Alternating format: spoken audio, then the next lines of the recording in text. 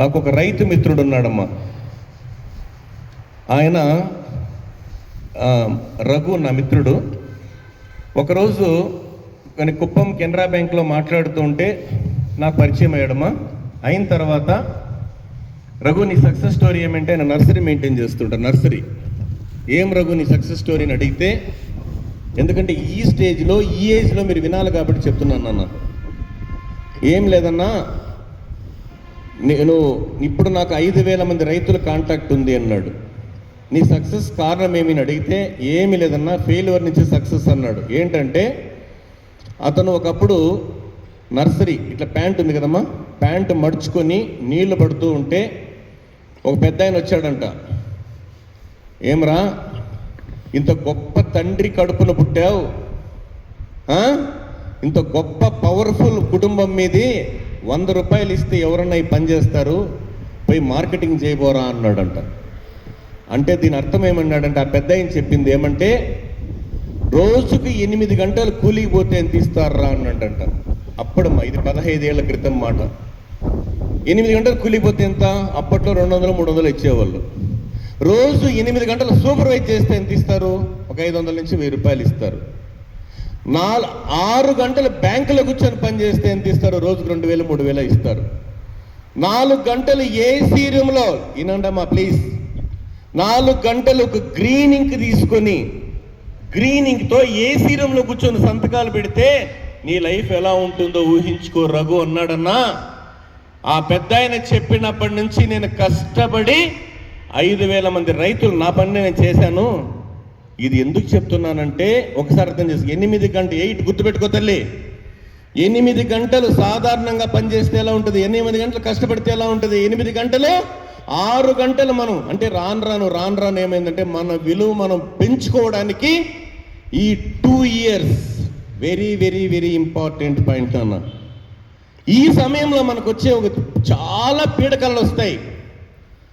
మళ్ళా చెప్తున్నా, వాడోడో కొటేషన్ అన్నాడు, పూజ కోసం పువ్వు, నా కోసం నువ్వు, ఒకసారి నవ్వు, అదే మన లవ్వు అన్నాడని. దీన్ని చెప్పడానికి బాగుంది కానీ ఆకర్షణ వేరు, ప్రేమ వేరమ్మా. ఎందుకంటే మీరు మా బిడ్డలతో సమానం కాబట్టి నేను రిక్వెస్ట్ చేస్తున్నా. ఇదే మదనపల్లిలో నేను డ్యూటీ చేస్తుంటే కోవిడ్ టైంలో ఒక అమ్మాయి బిడ్డని తీసుకుని వచ్చిందమ్మా, చంటి బిడ్డని. సార్ మాది కదిరి పట్టణం సార్, నా భర్త పాల డబ్బా కొనియమంటే, మాది లవ్ మ్యారేజ్ సార్, పాల డబ్బా కొనియమని చెప్తే అతను అన్నాడంట, నేను మురికాలలో బారేసిపోంటే ఏ తల్లెమ్మ బాధపడకుండా ఉంటుంది. అప్పుడు అమ్మాయి కన్నీటి పర్యంతమై, సార్ 2 సంవత్సరాలు వీడు నా కూడా నా చుట్టూ ఎలా తిరిగాడంటే సార్, అంత ప్రతిరోజు వేధించాడు, నేను లేకుంటే నువ్వు చచ్చిపోతా అన్నాడు. చివరికి ఏమైందంటే నా బతుకు కన్నీటి పర్యమని చెప్పి కళ్ళను, మాకైతే వారం రోజుల పాటు అన్నం తినబుద్ధి కాలే. ఎందుకు చెప్తున్నానంటే, తల్లి ప్రేమ బిడ్డకు జన్మనిస్తుంది, తండ్రి ప్రేమ బిడ్డల భవిష్యత్తుకు బాటలు వేస్తుంది, భర్త ప్రేమ జీవితాంతం తోడుంటానన్న భరోసా ఇస్తుంది. మృగం రూపంలోని ఓ డూప్లికేట్ మనిషి ప్రేమ, లిజన్ బిడ్డలో, డూప్లికేట్ ప్రేమ